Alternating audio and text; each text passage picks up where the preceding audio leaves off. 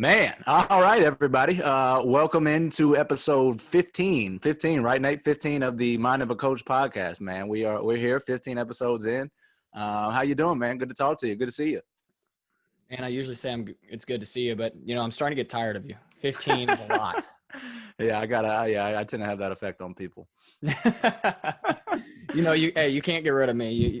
If I didn't leave after 4 years being your roommate, and you didn't leave me after being 4 years in my room. True. I think we're in this for the long haul now. Yeah, we definitely in it for the long haul. Man, what's up? I know y'all lost this weekend. We took an L this weekend too. What's been going on? It was first game. It was first game. Yeah. We just came out and it looked like it was our first game. Yeah. Honestly, now that you've played it, even without there being very many fans there, it felt like a real game. I'll be honest. Yes, it did. It does feel like a real game. I'll be honest though, Nate. I think that anybody that says that it feels the same as, in all the previous years, I don't think they're being 100% truthful because I'll be honest. I don't think the magnitude of it feels the same. It doesn't. I don't think it carries the same weight. Hey, it's great to play. I'm really glad we got games going on, but everyone is entitled to their own opinion, Asa. Everyone is. I know. I'm probably not supposed to say that as a coach, but I'm being very honest. Yeah. I truly felt like it was just a normal game. Really? Not our performance. Not our performance. Right. That was more like a pickup game. Yeah. But there's so much to build off of. So it's not like you get down. It's just like, okay, there's like, I heard on a podcast, I think it was Basketball Breakthrough or Breakthrough Basketball, one of the two. Yeah. And I was listening to this podcast and he said, we don't lose in our program. Yeah. We win or we learn. Yeah. True. A loss is a lesson, baby. Yeah. So, especially coming early, honestly, if we don't lose to a team that we should have beaten, yeah, maybe we don't we had a great practice day. Maybe we don't have that practice. Maybe we don't come with that sense of urgency. Like, okay, we have something to prove. Like teams are really good because they usually have something to prove. Yeah, certainly. Yeah. I agree with that. And they're continuously working hard. That's why teams love to be the underdogs. It's like, well, we have something to prove. And then obviously you got the guys that are the best teams in the conference, but they know what it takes every single day to win. Yeah.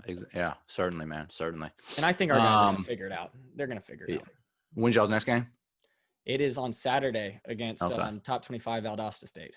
Okay. Yo, can you believe that we had NBA basketball back on again this past weekend? Dude, it feels like it just ended. It did. I wouldn't even, it called me off guard. I was like, oh, wait, we got some preseason games going on, dude. It's crazy. Man, I love to see Kyrie and KD. I know a lot of people don't like Kyrie. I understand. He's a little dramatic, etc. But that man can play some basketball. And it's good to see Kevin Durant back on the court. Yeah. And I'm going to go ahead and shout out the number 3 draft pick. That man, LaMelo Ball, was out there dropping dimes. I saw a couple clips. I didn't watch it or anything. I did see some nice clips, though. Is he 6'8" now? Yes. He's all 6'8". Like, he gets out there, and he's, like, one of the bigger dudes. I just feel like he's so young still. Yeah. Obviously, we've seen him since he was 13 or what, 12, 13 or whatever. Yeah. Man. Also, prayers up for is it Keontae Johnson at Florida? Prayers up to him, man, and his family. I know they said he's in a medically induced coma. This afternoon. So prayers. I don't. That's a scary situation. I'm just prayers up to the family. I really and the Florida basketball program as well. Yeah, man. It's just that stuff's not like a part of the sport. Yeah. And it's like, even when you think of football, it being a more brutal, quote unquote, sport, you still don't ever think about injuries that could totally alter someone's life. Yeah. And I'm not talking like an ACL, like obviously that could alter your life in a certain way. And for a little bit. Yeah. And like breaking your ankle or doing something that, painful, obviously right. Obviously, but it's not going to put you in the ICU. Yeah. And it's scary because at the end of the day, we are human. Yeah. And it could happen to anyone. But, man, I really pray for that kid. I really pray for Florida, too. And just hope that the school keeps sending out prayers. And I hope everybody does. I don't care who you're a fan of. I'm a Tennessee fan. But, no one. I mean, that's never okay. So yeah, man. Yeah. Prayers up to the UF family. All right. So I guess a little historical fact of the week right now. This is more of kind of an observation thing. So Jeff Goodman came out with his top 25 today, and there was no Duke, no UK, no Arizona, and no Virginia. And I don't know when the last time that those 4 teams haven't been in the top 25, but I'm sure it's been a while. Crazy year, and it just it keeps getting crazier. Yeah, I mean, you got some nuts, blue bloods man. like that aren't even in. Kentucky's what, they 1-4. Yeah, I mean, I will say this though, compared to the other ones, like Virginia's typically when they've got their guys in and it's a veteran squad. I mean, they're so like fine tuned. They're gonna get it going. Duke typically plays with some older people. But I mean, Cal, it's a young team. And what I've seen from Cal's teams is sometimes it starts off maybe not this bad. Yeah. But you can't tell me that I still think Cal's going to make a Sweet 16 this year. Cal gets those guys right at the right time. So yeah. It's hard for me to count them out. But yes, I agree. It's weird. It's different. We haven't seen it before. Yeah. Or maybe we have. I don't remember it. I'm sure. Yeah. Like I said, I'm sure it's been a while since one of those 4 teams, all 4 of those teams haven't been, at least one of them in the top 20, 25. Goodness gracious, I can't speak. Yeah. Not only that, but Tennessee's in the top 10. Yeah, true. Look, yeah. So hey, if you were to tell me 20 years ago, well, I mean, maybe I wouldn't have known anything at that time, but if you were to tell me 10 years ago, that Tennessee was going to be a top 10 team, but Duke, North Carolina, right. Wait, North Carolina, right? Are they? Now UNC's in it.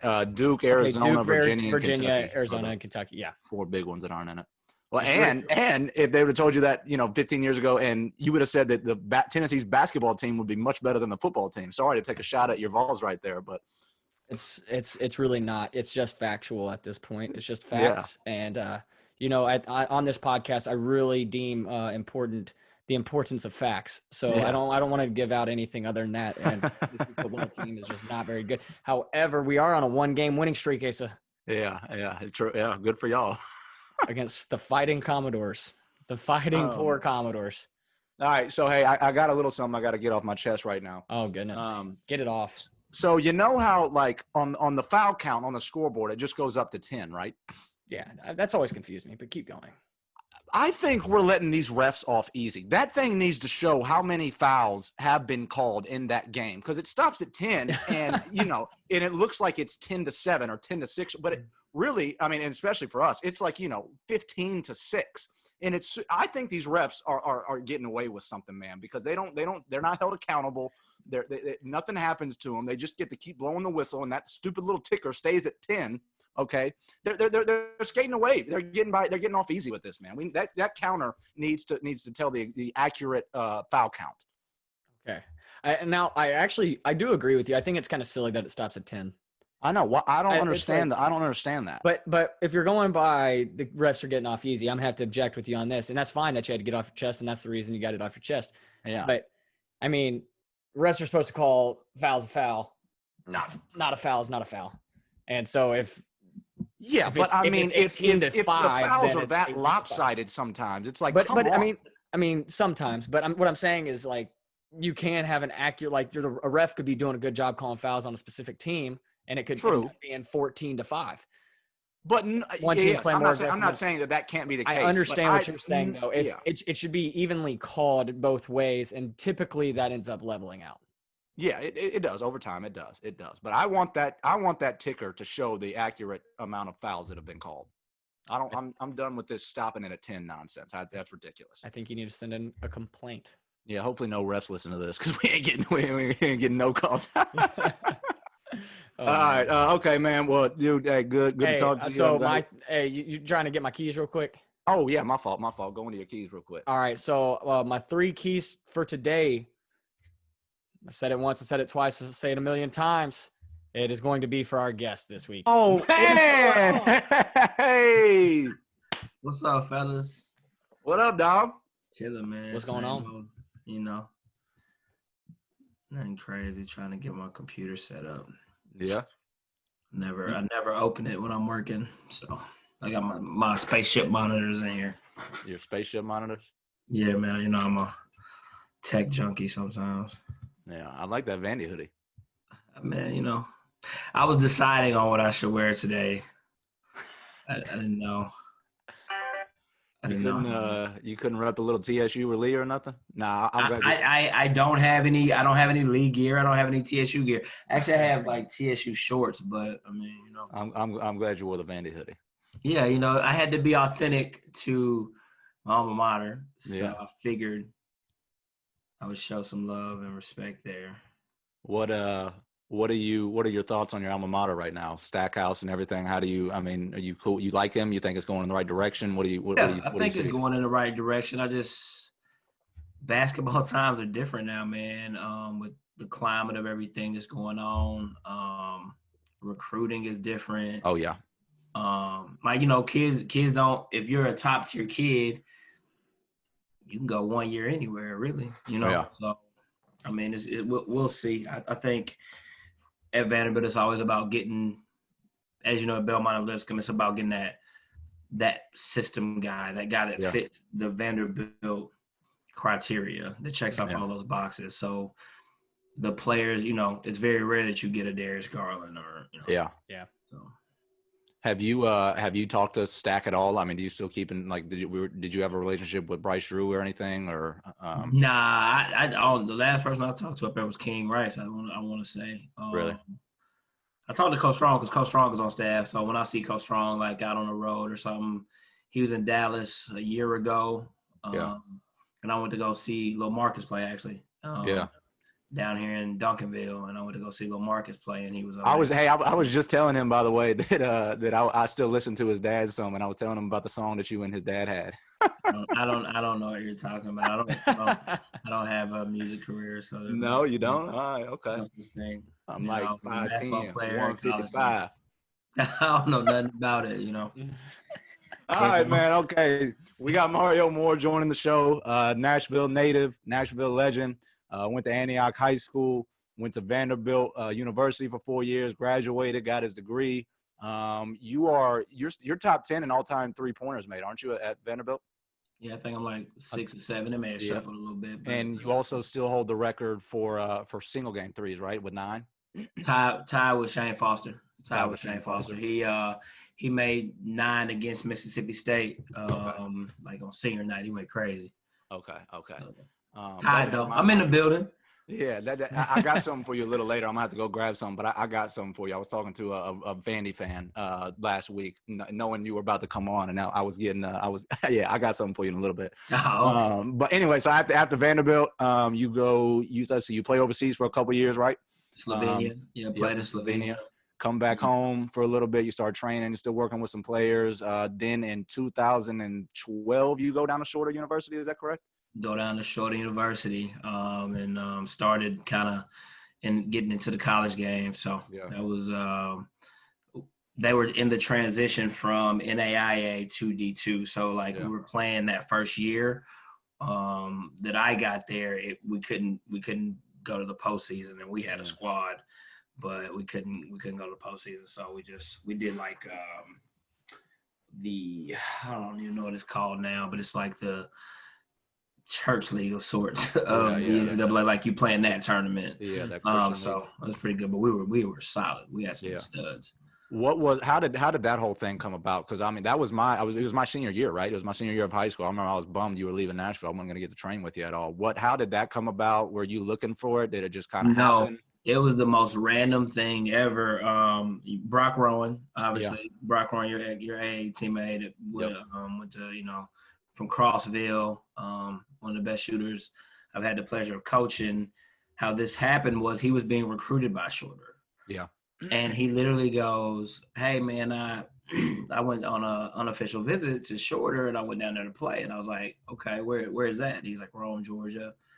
And he goes, the coach knows you, the assistant coaches know you, and they had a guy from Nashville by the name of CJ Davis at the time.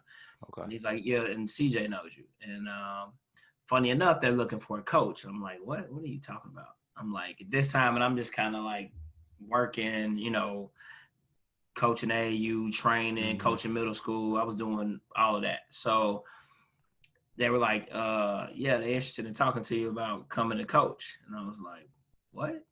And so I drove up like Saturday after, went up and seen everything. And I went up there. I liked the situation. It wasn't, no great money or anything. Right. It was just something. And they offered me school to get my master's, and obviously that's important to me. So I felt like, I didn't have anything to lose. So I drove up there and went and seen the campus, very tiny campus in Rome, Georgia. And I just liked the situation at the time. So I decided, hey, I'm going to try my hand at college coaching. Yeah. What is kind of like your – all right, that's where I was going with it. So you're not coaching right now, and I don't know if you have any plans to, but if I'm ever a head coach, you're going to be coaching again. So just keep that in mind. What is kind of like your coaching philosophy?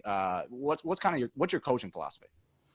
I think it depends on the situation. And I think it depends on the group of kids you have. I think it depends on where you are in your life personally. I think a lot of things come into play, right? Because what I've noticed, I talk to people about this all the time, like somebody like a Coach K, right? Coach Calipari. I think those type of coaches evolve with the kid, right? Yeah. You evolve with the times, for example, and this is no shot at anybody. Coach Stallings struggled as time progressed, as time changed, because he didn't adapt to the kid. So when you have this hardcore style of coaching, the new kid is not responsive. These younger kids aren't responsive to that hardcore, in your face coaching. That they just don't respond to that anymore. Some you may have a couple out there, but the majority of kid now doesn't respond to that. So I think, to answer your question, I would say my philosophy was always to be somebody who told the truth, somebody who cared about his players, and then somebody who held his players accountable, right? Yeah. So when you're playing the sport of basketball, when you're doing anything that you're dedicating time to, I think you really have to be smart about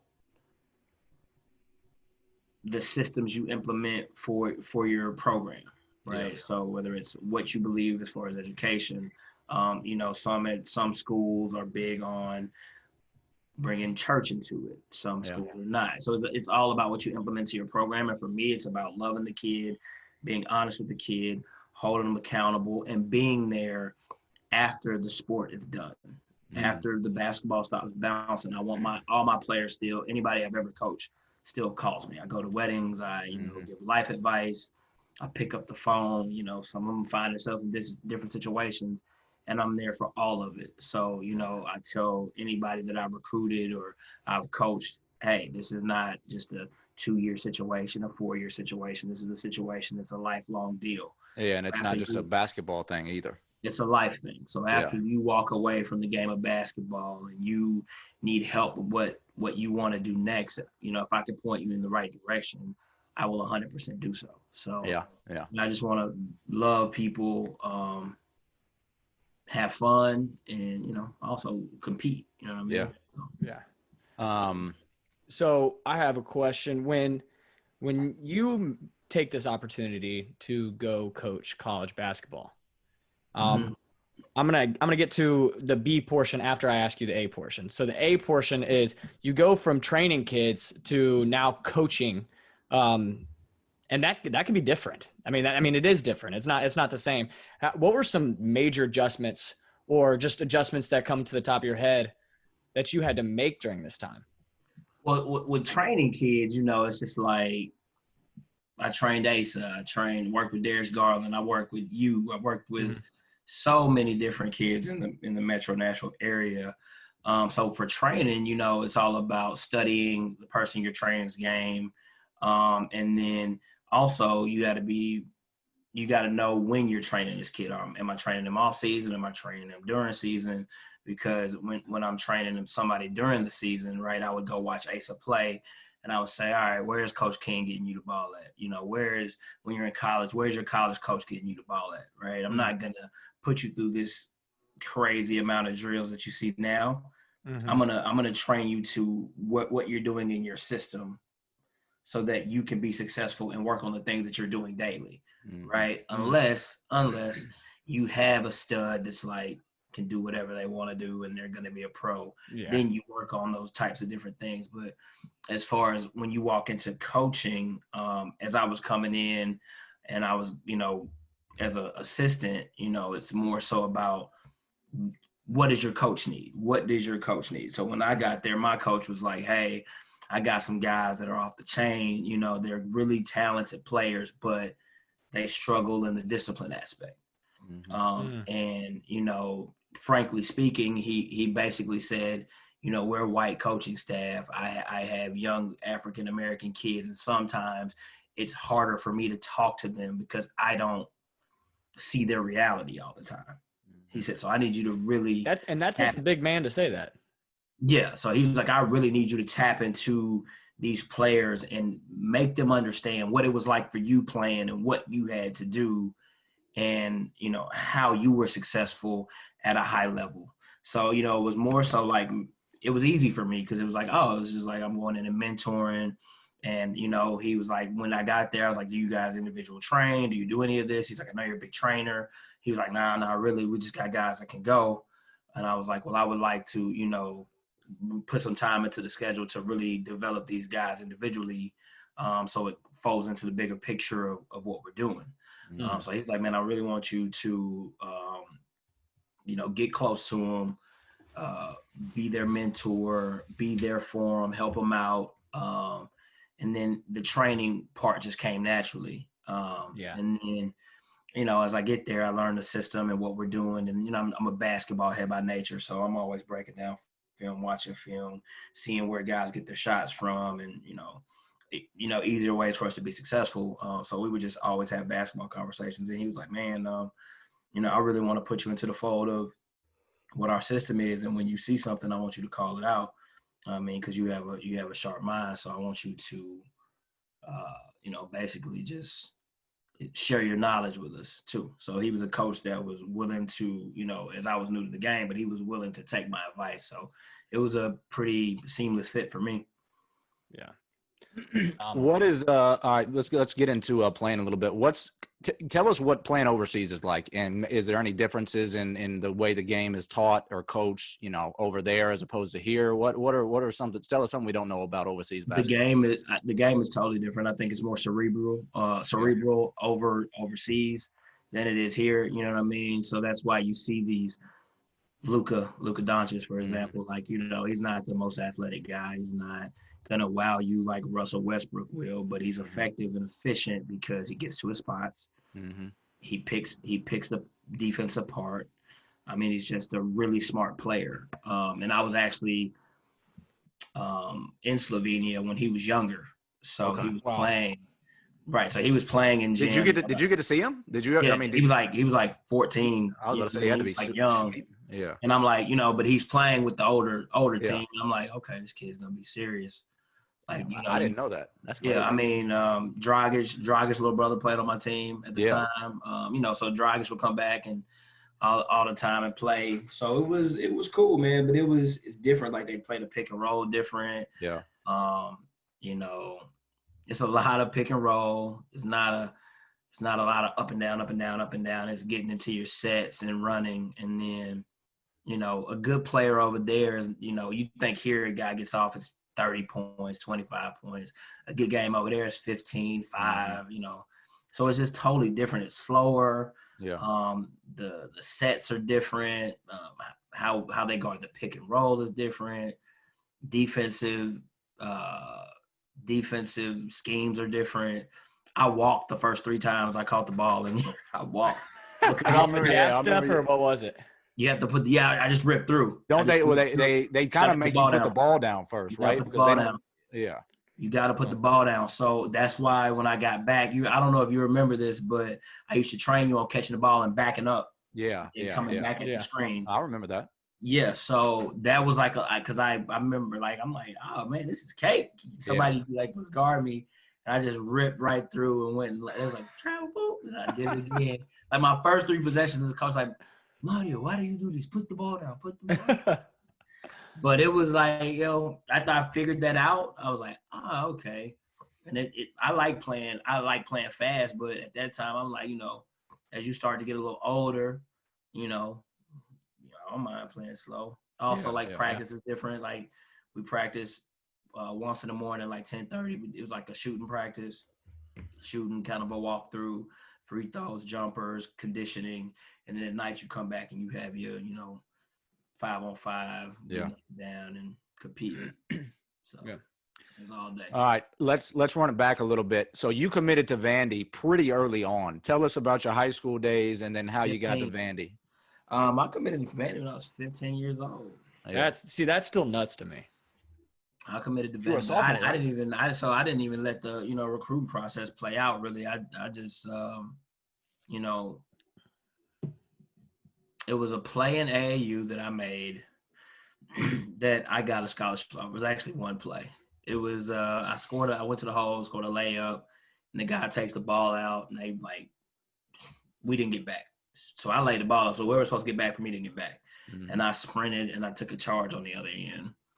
And Kevin Stallings told Charlie at the time, he's like, man, we got to have this kid in our program. So it became a heavy thing at that time. I was playing up with the Tennessee Travelers, and it just became a heavy push.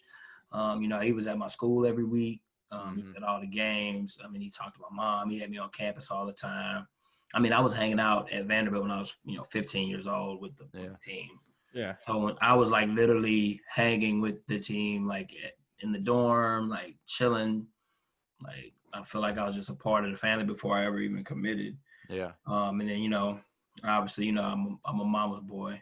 Yeah. Yeah. So I wanted my mom to be able to see me play, from the first time I picked up a basketball, middle school, high school, college. She never missed a basketball game. Yeah, not a single. She went to every single basketball game I played, and like that was big. So I wanted to stay home, and then the education was what sealed the deal. Like, so if I don't make it in basketball, then I can go out into this world and thrive in other areas. So it was pretty much an easy deal for me.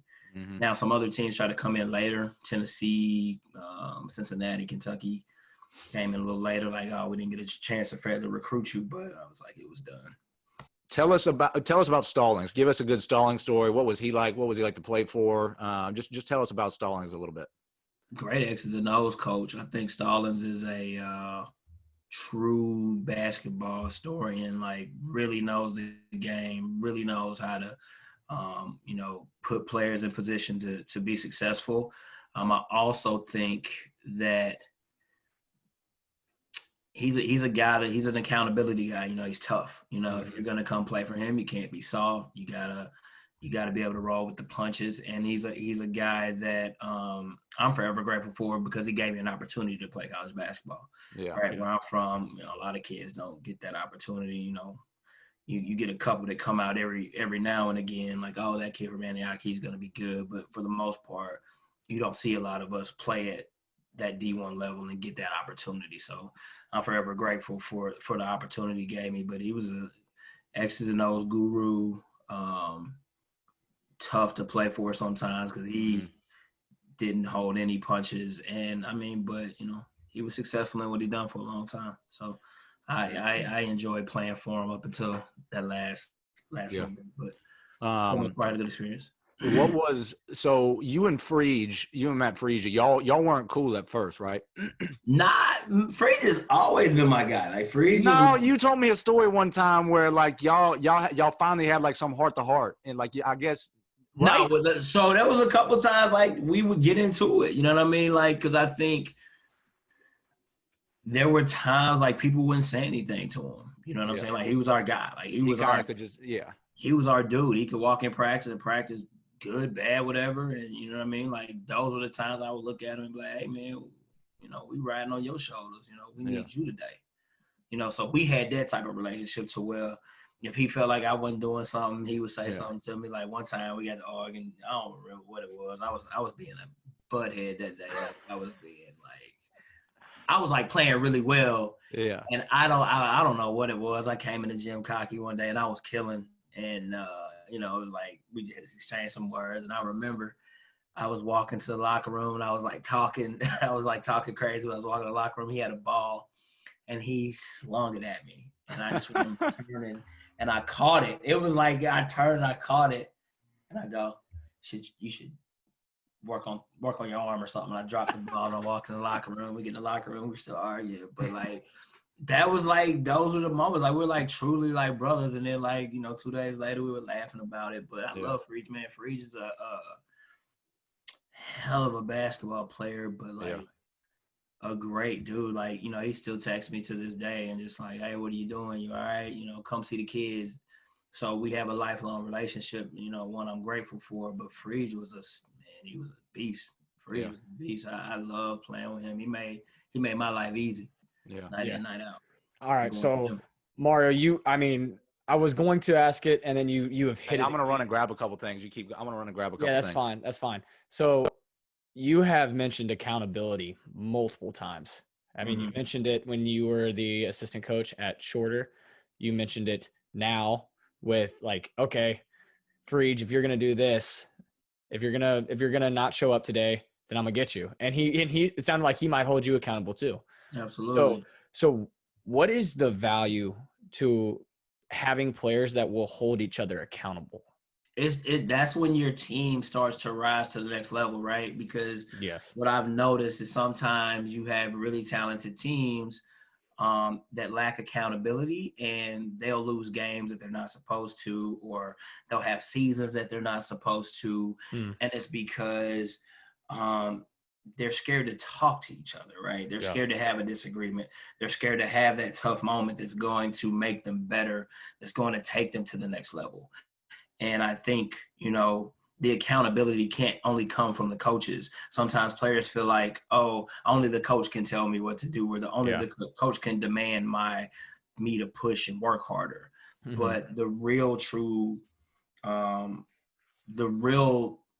greatness happens when you can coach, and then you start to see players like, that wasn't hard enough. Go harder. That was, you knew what the play was. You messed up the play, And it's not like, and there's a way, with that being said, there's a way to present it to your teammates, right? Yeah. Because I was always taught, don't show up your teammates either, right? Correct. Because everybody can't take that criticism in front of people and then respond in kind. So you might be trying to do the right thing. You might say, okay, do X, Y, and Z, and they'll shut down. So as a leader, you also have to know, who am I talking to? Who can I chastise openly? Who I got to go bump on the shoulder? Who do I have to, just, catch them on the side? Like, it's just a touch and go situation. But those really good teams, I guarantee you, if you look in that locker room, when y'all went to the tournament, y'all were holding each other accountable. Yeah. So my question with that is, it's got to come from the players. Yes, correct. And so when we're talking about that, how would a coach empower a player or players to be able to hold each other accountable? Because I don't now, just outward thinking, I don't think it's necessarily on the coach to let the players be accountable for each other. I think that's the relationships that you build, and you hinted at that. It's the relationships that you build so that someone has trust in you and you have trust in them, that, okay, listen, I'm in your corner, so I'm coming at you right now because I think you can do better. And I think it's also a player's responsibility to, okay, like me naturally, like if you tell me something, like as a player, like I was like, nah, screw you. And then you give me 5 minutes and I'm like, all right, you're right. Yeah. And it's just like, I'm going to do it. Like maybe my like my natural instinct is not going to be like, oh, you're right.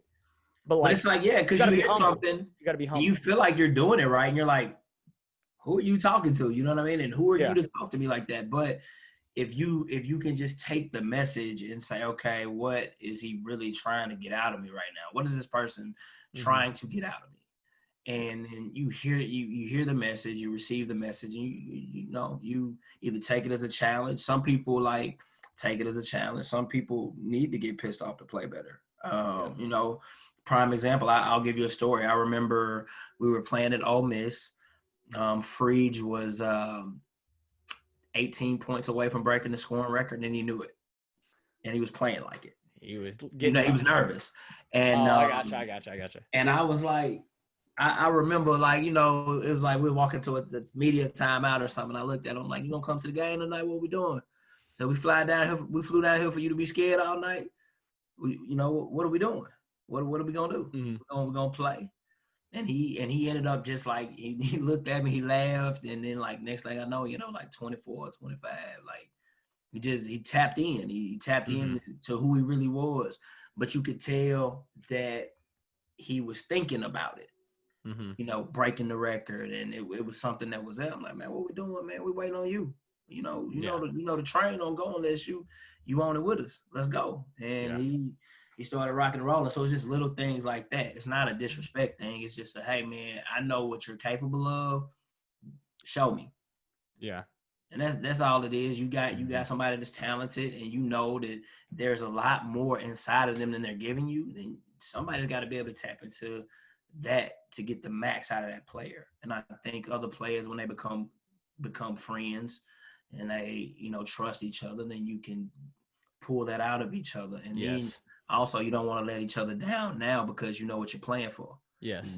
I think trust is that like if there was a key word or like one of those words that just pops up in your head, I mean, it's trust, because it's hard for me to listen to somebody tell me what to do if I can't trust their intentions or their motives.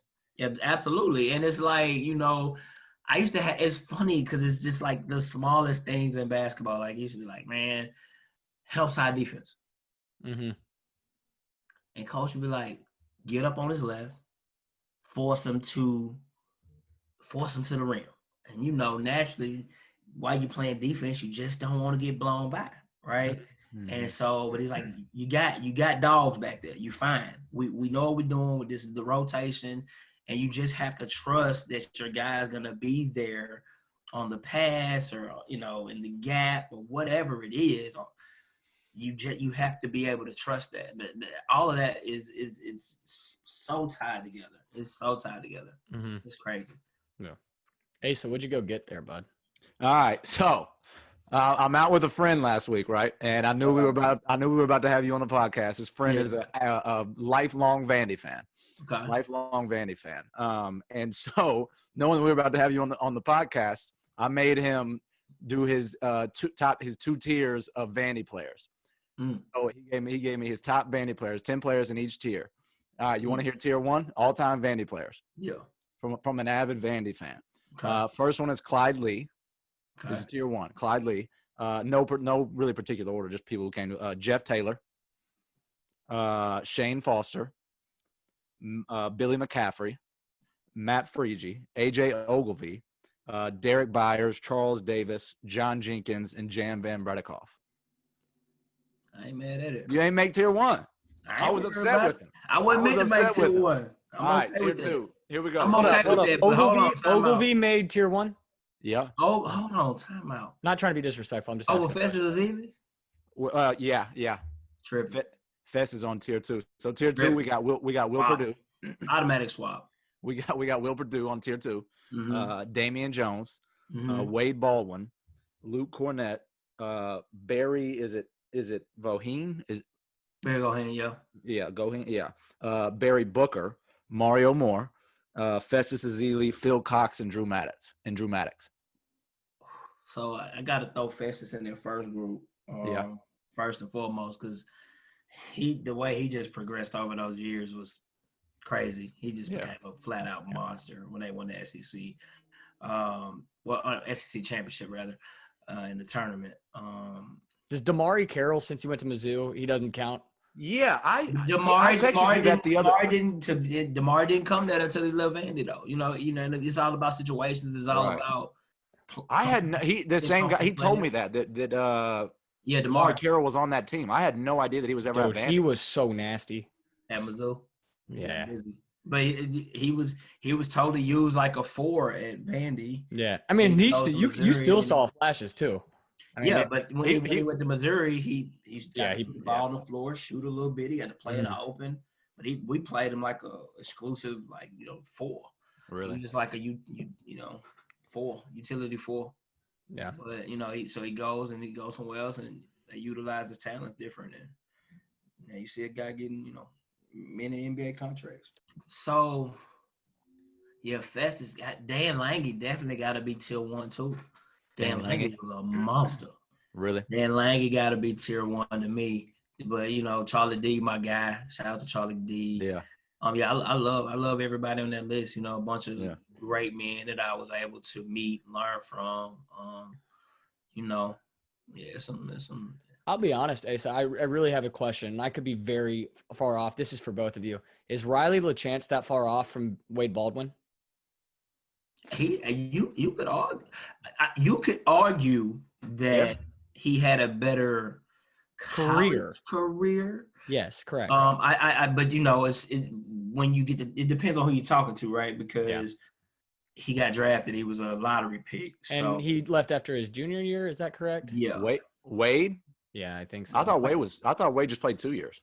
Might have been 2. Yeah, well, he went 14, whenever he left. But point being, he had a lot of talent. You know what I mean? He had a lot of talent. So it just depends on what you know. I would say Jermaine Beal is a guy that had a great college career, and Brad Tinsley. Brad Tinsley was a great guard. You know what I mean? There's a lot of like Brad Gordon. There's a lot of people who played that. Done some great things, man. So I appreciate being in the team. I was advocating for you in Tier 1, but I'm about to say, hey, you already know. I only played 3 years. I would have been Tier 1. That 4th year don't count. I don't. Okay. Well, then if that's the case, Wade Baldwin off the list. Move somebody else from Tier 1 to Tier 2. We're bumping you up. I'll take it. You know, executive decisions over here. I like that. Talk to us about the Sweet 16 run your sophomore year. Just what's y'all's mentality like as a team? Where's your mindset at? What's it like to make a run like that in the tournament? How cool is it to play in the Sweet 16? Just talk to us about it. What made that team? What made that team special? I guess that team. We went to. So it started off when we went to Spain. We went to Spain. You know how college teams go and play those little exhibition games. Yeah. We did that summer, and then we came back, man, and we just had a good sync. Like that was a really good bonding experience for us. We really got to know each other, what we like, what we didn't like. You know, what's gonna work, what's not gonna work. I think trips like that are so good. I mean, they're so important. And the biggest thing that I think kind of happened is a couple people started to come into their own.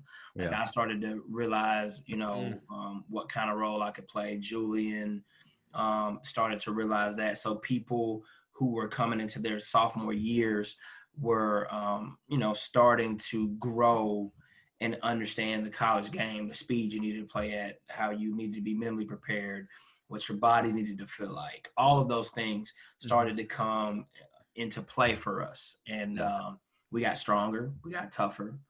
And then when we lost, it didn't rattle us. We also got rid of some bad teammates. Yeah. You know what I mean? Like a couple guys transferred, you know. Addition by subtraction is a real thing. We got rid of some cancer, you know what I'm saying? And not to say that they were bad guys, they just weren't good. Didn't mesh really. What we were doing.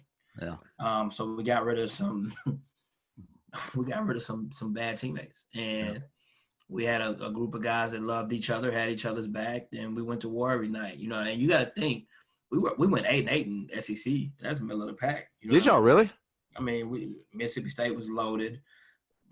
Kentucky was loaded. I mean, it was. Was Jamon Gordon on that Mississippi State team? No, this was like what was the kid that went to Baylor? Lawrence. He was player of the year. I forget his name, but it was like they had the player of the year. They had a big man. So Mississippi State was like number one in the country at one point. Yeah. You know, you had Kentucky, who was always Kentucky. Florida was always Florida. So you had, you know, just some really good teams. And we started off, I want to say, like 3-0, 4-0 in the league. And then we hit a little tough patch with 4-3, 4-4. And then we would have, you know, another swing of good games. But we ultimately ended up going 8-8. So we knew we were going to make the tournament. But when we went to the SEC tournament, we beat like Auburn the first night. And then we matched up against Mississippi State. And that was what really gave us our tournament ranking. So we played Mississippi State in the semifinals. And we ended up beating Mississippi State by 4. Okay. And so they were a lock. At that time, they were a lock for the number 1 overall spot. Wow. And I think they still end up getting a one seed or 1 or 2 seed, but like that loss to us hurt them. You know what I mean? And that ended up solidifying us the 6th seed. So did y'all win the SEC championship that year? No, we lost to Florida. That next night. We lost to Florida that next night, by like 10, I want to say. Okay. And then we were actually the last team called for the tournament. Oh, really? Last team called for the tournament. Hey, we were Nate. We were too. Weren't we the last? They had Western Michigan. They were like Vandy with the 6th seed, Vandy. Yeah. And we had Western Michigan and NC State and in our bracket, and coach just basically walked in the gym when we were getting ready to practice, and he put we were stretching, and he put like a little mini bracket, 14 bracket. Yeah. And he was like, "Don't look at the rest of the field. It doesn't matter. We're worried about this 14 bracket. Yeah. We're worried about the first game, and we're worried about the second game." And that's awesome. Yeah. Yeah. So he put that out there, and he said, "Look, we got Western Michigan, and these are the other 2 teams. But right now we're worried about Western Michigan," and everybody just picked us to lose. Yeah. So every analyst had picked us to be upset. Really? We went to the tournament, man. Them lights came on, and that's when I became a player then. So that my first tournament game, I had 26. Did you really? Yeah, I had 26 versus Western Michigan. And then I had like 16 the next night versus NC State. When we advanced to Sweet 16, we was down like 10. We was down 10 with 2 minutes to go. Came back and won. So it was down 10 with 2 minutes to go. And that was against who? NC State. They had like Julius Hodge. Yeah. And it was funny because we were running the same offense. We were running Lenny Acuff's system. Really? Lenny Acuff came to Vandy and put our system in for us. Really? Yeah. Stallings brought him in and y'all started running his system? It's Princeton. Yeah, dude. Hey, he's done that for a lot of places. Yeah.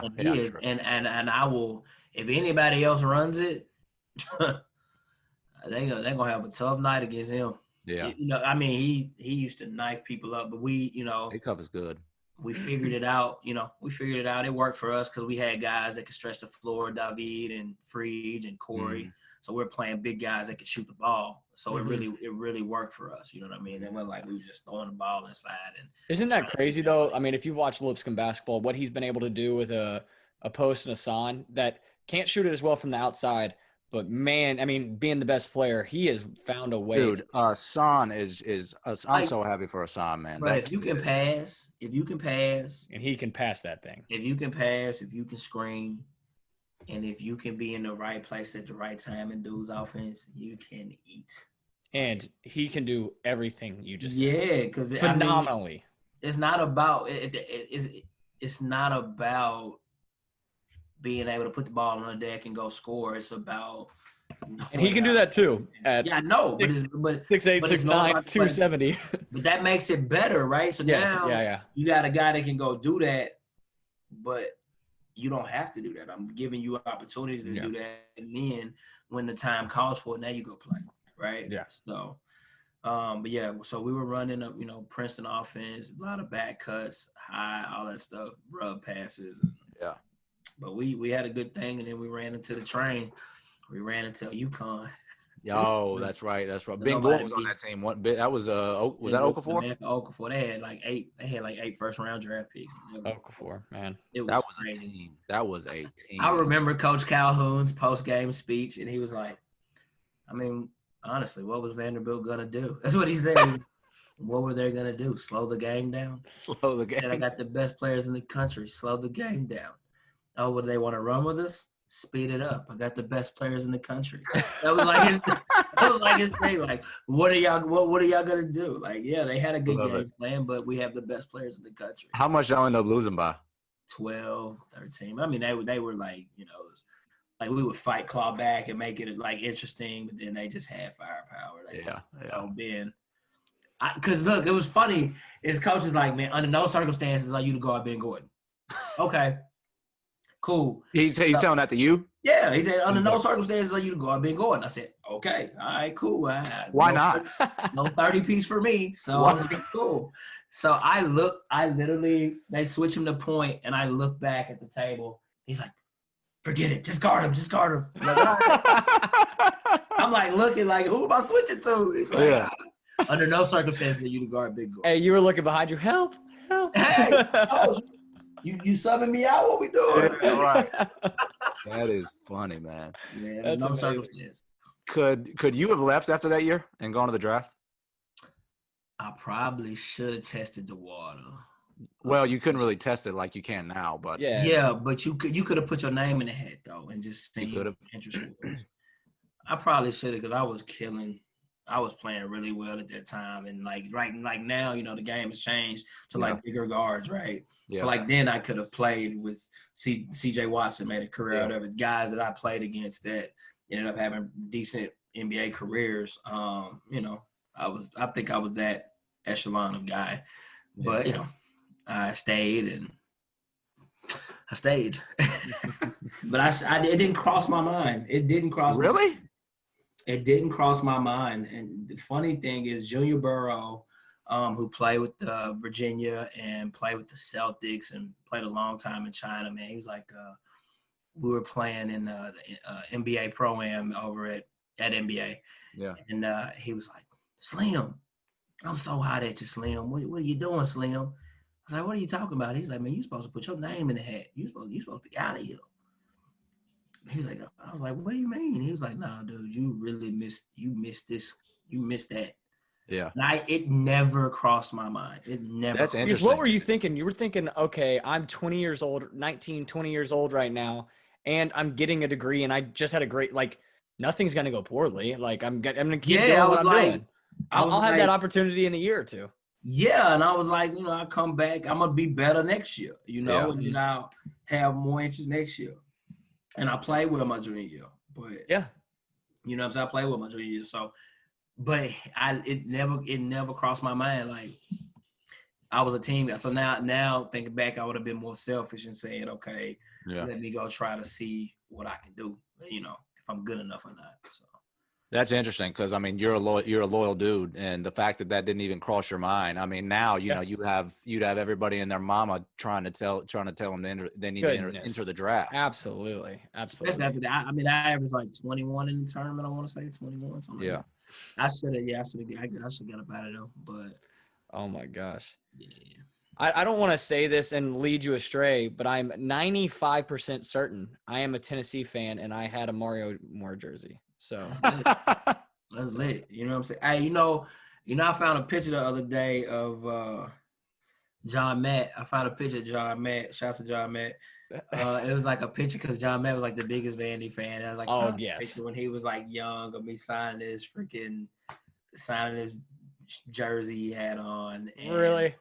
Yeah, I found a picture of me signing his jersey, and then I ended up coaching him, his last year before he came to Lipscomb in AAU. So I just thought it was funny, full circle. Yeah. Just kind of such a great kid. Yeah, but he's awesome.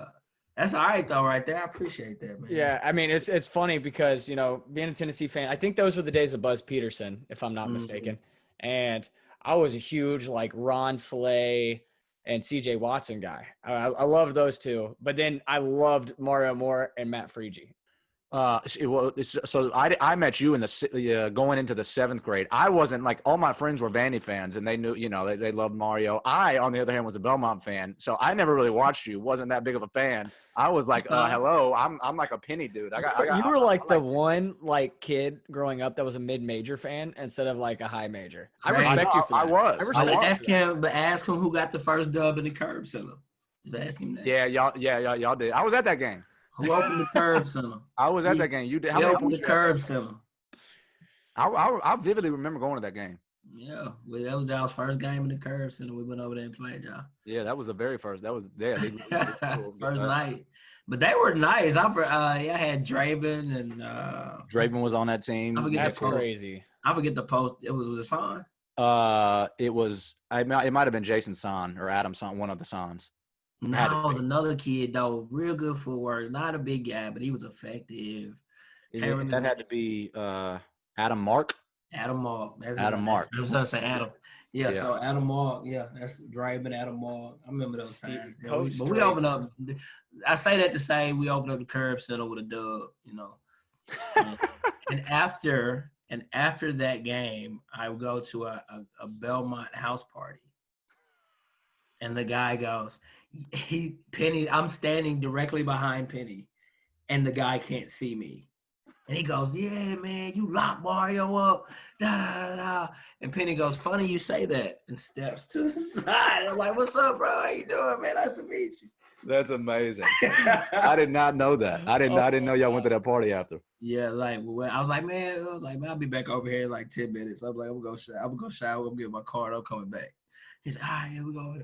So we go to the party. The guy's like, yeah, man, you locked Mario up, man. Who was it? He's like, funny, you just step to the side. That's funny. So did you and Penny know each other coming up? Yeah, I was, yeah. Yeah, we known each other since freshman year of high school, eighth grade. So, we always competed against each other. He was at Weiss Creek, I was at Antioch. And, it just became a, competitive back and forth. I never really played AAU against those guys. So it was always like a season thing. It was always just like a friendly competition of like, who's better, Mario, Penny, Bubba, Spencer, all of these guys that were like around that age. So I was kind of quite in the middle of it, like Marcus Kinzer, Tyree. Yeah. At the time, it was some really good guards. Like now, you might not see that in Metro. Right. At the time, like you could go to any Metro high school and it was a good guard. Yeah, I kind of want to talk to you about that, because I would say you're in the upper echelon of, guards to come out of Metro Nashville for certain in the last 20 years. What's it like to have a relationship with a guy like Penny, with Marcus Kinzer, who's all, Nashville legend, Spencer, he's still, doing this thing with the training and everything. They're blowing up. What does that mean to you? And what was Nashville high school basketball like back then? And, be honest with us. Nashville basketball was back then. Let's see. Nashville basketball back then was, I think, the best it ever was. And I say that because now the kids are going to Innsworth. And I was about to say how the atmosphere, basically all the private schools have poached these kids. Mm-hmm. Yeah, they go get those kids now. You know what I mean?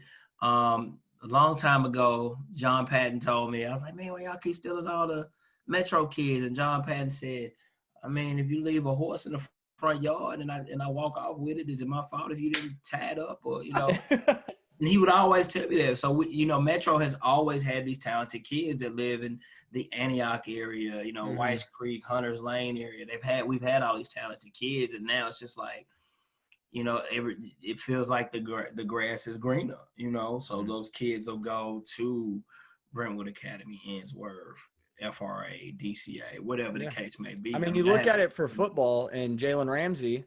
I mean, he's from Laverne. It makes perfect sense. He goes to BGA and then BA, or BJ Innsworth, then BA. Innsworth is really the one who BA did. BA was perfect. Time out. Let's just be honest, though.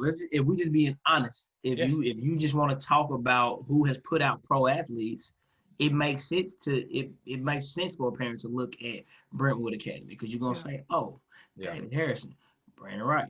Yeah. There's Garland. You're going to start naming these people, right? And then the football coach, Rick, what's his, who out there? Ricky Bowers.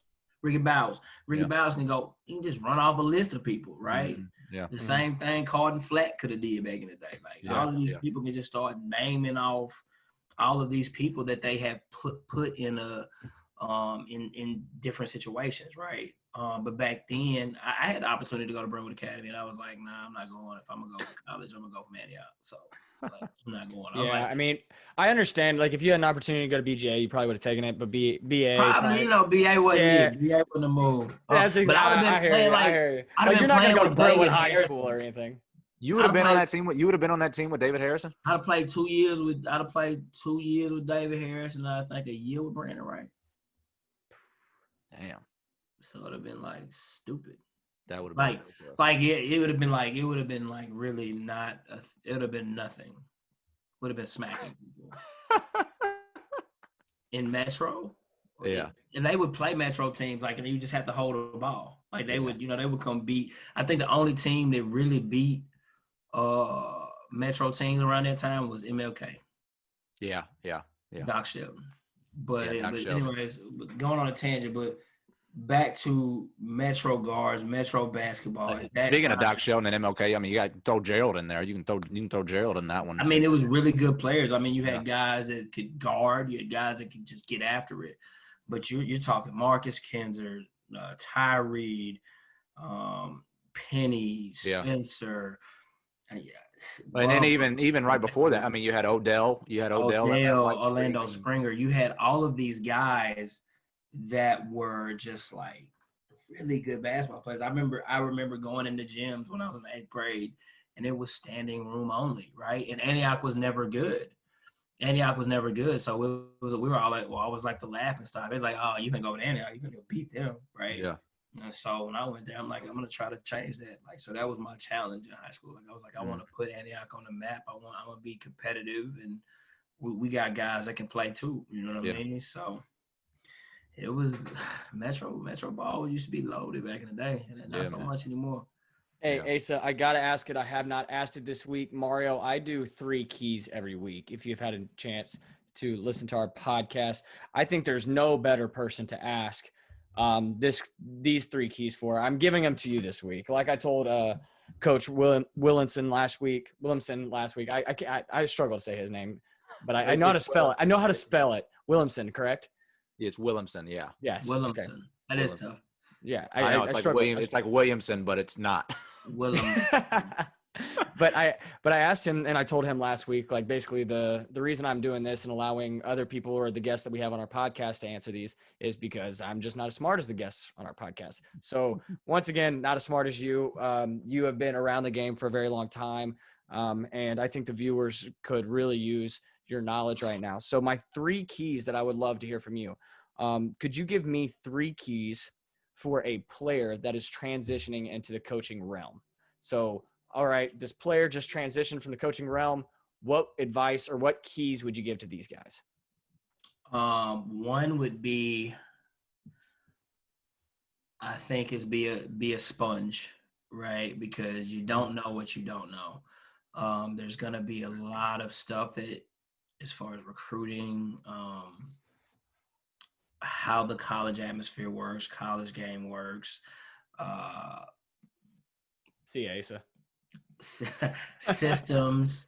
I think all of those things are important. So I think it's just the first thing is to be a sponge and learn. That's really good. Learn, and listen. Listen to your peers, listen to the people who've been in the game before you, and really take that information in and apply it to what you already know about the game. The second thing I would say is do what you do, because I think you're selling yourself short, and I think you're an incredibly smart guy. I think we're an incredibly talented player. So I think the second thing is just to do what you do. Like, you know how to play. You've known how to. You're a point guard. You see the game. You can talk the game with the best of them.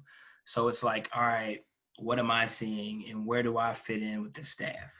Right? So bring your strengths to the table and double down on it. You know what I mean? Yeah. Have that confidence. Nobody wants to be like, have a coach on staff that second guesses themselves. They want somebody that's confident. They want somebody that believes in what they're doing because they're prepared and they study and they take the game serious. So I think it's just doing what you do every single day, and that's just bringing it. And then the third thing is like,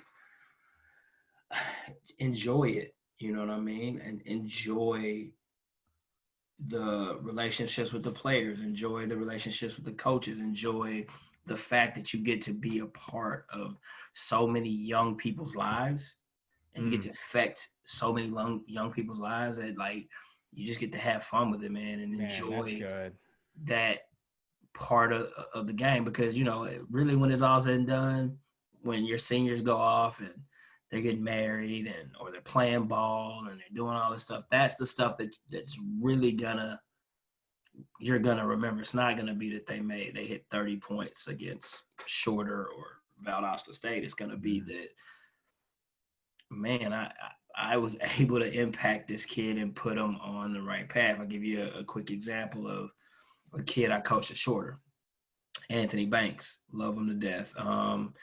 hardcore kid, came from Florida boy. And, school wasn't his thing, right? School was never his thing. He was a really talented basketball player, was an All-American, but school was just never his thing. And I used to just like beat on him like, hey man, life is coming fast and you need to figure it out because you're going to be done playing basketball here pretty soon. And he was like, what do you mean? I'm going to be playing pro and I'm going to be doing, everybody thinks they're going to play pro. And I'm like, listen, if you get the opportunity, which I think you'll get an opportunity, go do it. Right. But like, it's funny now because like about, I want to say like 3 years ago, he was like, man, I should have listened to you. I'm transitioning and it's just like hard. Right. And he was like, I think I'm going to go be a police officer, but I need references. So, I had to write him a reference and just all of this stuff. Like I never in a million years seen this guy being a police officer, but now he's like a police officer in Rome, Georgia, married. I flew back from Dallas to Atlanta to go to his wedding last year.